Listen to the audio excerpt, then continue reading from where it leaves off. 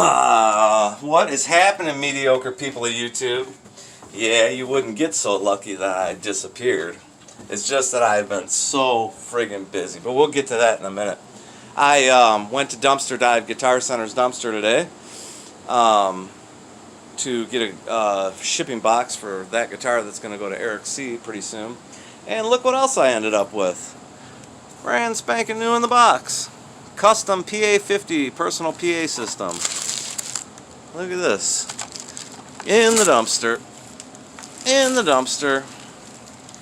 So, a little gift from a Guitar Center today. And man, I've been, and we're getting to the other part where I've been.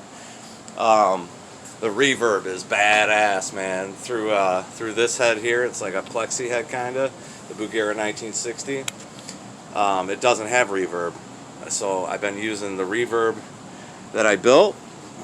I didn't build it. I'm sorry. I restored the everything. You know, I did a video. You guys saw it, but I've actually built a finger jointed cabinet for it, and because it did not come with a cabinet. So yeah, there it is, man. And I'm running it through an effects loop on here. It sounds great. Although I don't have time. Look at what a mess it is. I just have not had time for anything. Look at this. Another little project. I got projects everywhere, right? I pulled the trigger on the parts. We're going to be building a 5E3 circuit. We're going to put it in that chassis. We're going to put it in that radio cabinet with one 12-inch speaker. I'm building the Rob Robinette Deluxe. If any of you guys are familiar with that amplifier. God, I don't even have anywhere to sit to talk to you guys, seriously. So this is, I was messing around the other day. I grew up with radio controlled cars and stuff, and I was looking on eBay and I'd found one, and I'd sent it to a guy that I know, he really knows his shit about this stuff. I said, hey, is this thing worth $200? He says, I don't know, man, but he goes, I got one in my house that's just been sitting around for the last 5 years. If you want it, come get it. Like, you're gonna have to work on it, but anyway, so I'm kind of excited. A little project, you know, get a little nitro buggy, you know, just to fuck around with whenever I wake up on a Sunday morning and say, hey man, it'd be cool to have a nitro buggy. Otherwise, everything is in disarray. I've been so busy over this past summer, which is great. It's one of those things where I'm going to make room for myself to sit here. It's one of those things where it's wonderful, but at the same time, it is also a lot of work. But, you know, for this is the business I have chosen for myself. So I'm good with it. But it's not, I've been watching all you guys' videos and paying attention and everything. And this is just the first time I've had a chance to make a video in a long time. So yeah, hope everybody's doing well. I see Willie Galvin's getting on his channel once in a while. He got on the other day, or put an old video up, I think it was, but it was nice to see him around. Mr. Elmo B, I know you're doing well. My messenger is still screwed up, so please text me at my number instead. Yeah, so that's about it, but I did want to show you guys that. I thought that was pretty cool. I'm looking around my workroom here, and it's just a disaster. It's almost unbelievable. All of this is going to have to get cleaned up before I start building this amplifier, which I think is going to be really cool. I may have a printout of the circuit here. Oh, here it is, too. Oh, I've got one of the small printouts of this amplifier. That is the build. So it's going to be a 6V6 push-pull amplifier. It's got a couple of, it's just basically a basic 5E3 with some upgrades, capacitor upgrades. It also has a lead channel, and it also has a 10% power switch, which I'm not going to put in mine. But it should be very cool, and it should be, you know, I should be pretty comfortable building this thing. I am going to be building it into that chassis for that radio, which is going to be interesting.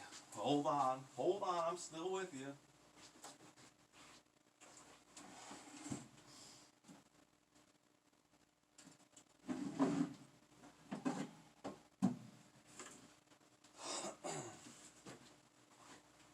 So I'd actually purchased some sheet metal last night because I've been thinking about this. Of course, there's still a bunch of stuff that has to come out of here, but I am going to keep this dial in here somehow, and I'll put my pilot light up there because this dial lights up when in the case of when it was a radio.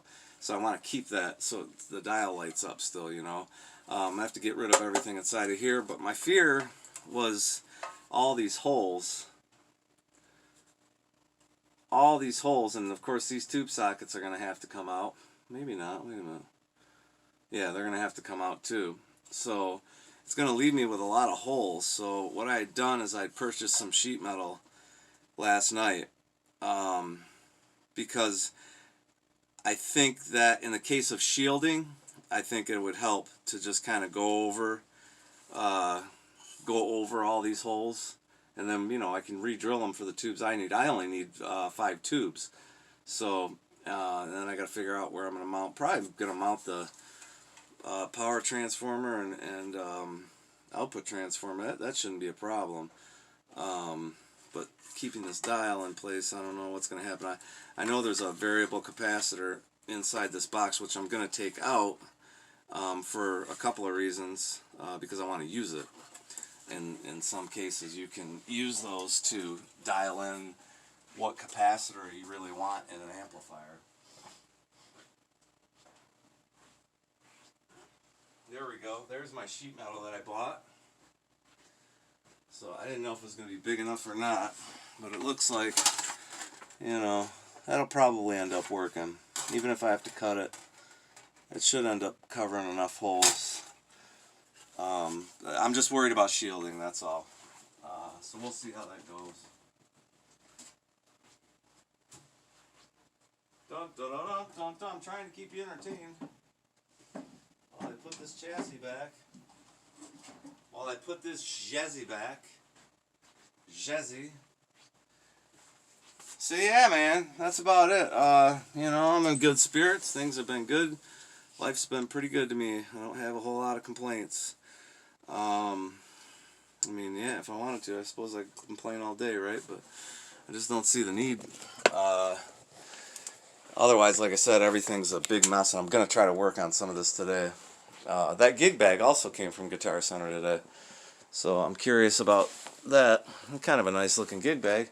But yeah, let's see. This all came in the box. Oh, here's the cord for it. And here's the instructions for it. They did not leave the stand for it, which is understandable. So we'll see.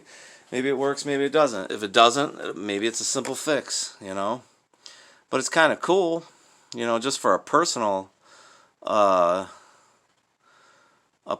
speaker, you know. That's interesting. Subwoofer out. Mic line in, blah blah blah. I mean, you could definitely play your music through it and shit like that. So yeah, what the hell? I mean, I'll take it. Got my humidifiers going because the weather is turning.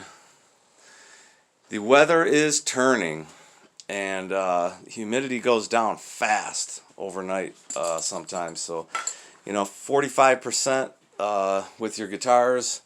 You know, keeping things at 45% is a good idea. So that's what I try to do. I'm around 49% right now, and I'd like to keep it there if I can. So I've got a whole house humidifier on my furnace, but that doesn't quite do the job. So I also run this one down in the guitar room, which is just, God, it's embarrassingly dirty down here. So anyway, I'm going to get to it. I'm going to try to straighten some of this shit up.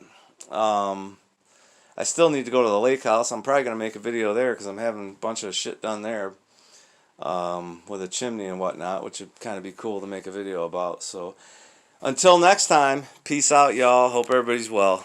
Peace.